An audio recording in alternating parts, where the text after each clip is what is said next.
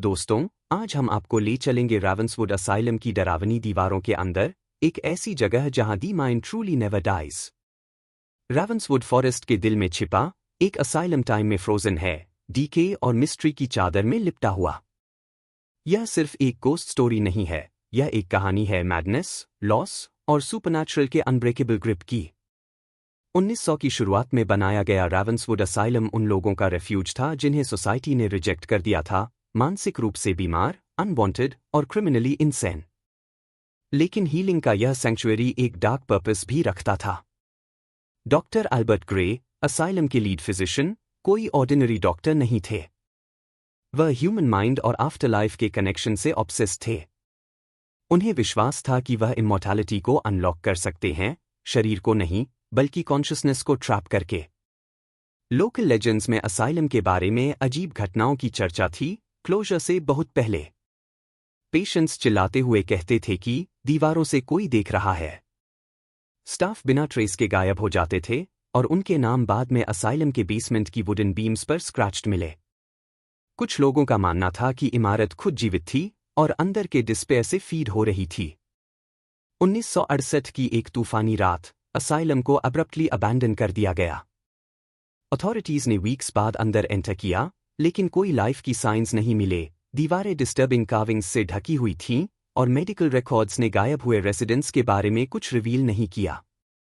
एकमात्र सुराग था डॉक्टर ग्रे का जर्नल, जिसमें उन्होंने लिखा, the mind can be severed from the flesh and remain. I've proven it. The walls hold their secrets now. कई साल बाद थ्रिल सीकर्स और अर्बन एक्सप्लोरर्स इन लेजेंड्स से खींचे चले आए। हाइकर्स का एक ग्रुप, जो ज्यादा करीब पहुंच गया, दावा किया कि उन्होंने एक आवाज सुनी जो बार बार कह रही थी, स्टे स्टे। पैरानॉर्मल टीम्स ने ऑब्जेक्ट्स को खुद ब खुद मूव होते हुए फिल्म किया और हॉल्स में डिसेम्बोडाइड लाफ्टर एको करते हुए सुना। एक ग्रुप ने तो एक डार्क, शैडोई फिगर को कैमरा पर कैप्चर भी किया, लेकिन फुटेज मिस्टीरियसली वैनिश हो गई। 2012 में एक famous paranormal investigator, Jack Michaels, ने अपनी टीम के साथ असाइलम में प्रवेश किया। उनकी टीम ने सीवियर टेम्परेचर ड्रॉप्स, मैलफंक्शनिंग इक्विपमेंट और एक हेवी, ऑपरेसिव प्रेजेंस डॉक्यूमेंट की। जैक खुद अचानक बेहोश होकर ऑपरेटिंग रूम में गिर पड़े। बाद में उन्होंने एक वॉइस का जिक्र किया जो उनके सिर के अंदर कह रही थी, you belong to us now. हालांकि जैक बच गए, उन्होंने इन्वेस्टिगेशन की दुनिया को हमेशा के लिए छोड़ दिया। उनकी अंतिम चेतावनी डरावनी थी, there are places in this world that are better left alone. Ravenswood is one of them. आज तक असाइलम अबैंडन्ड है, लेकिन लोकल्स कहते हैं कि वे अब भी इसकी खिड़कियों में फ्लिकरिंग लाइट्स देखते हैं और हवा में फेंट विस्पर्स सुनाई देते हैं।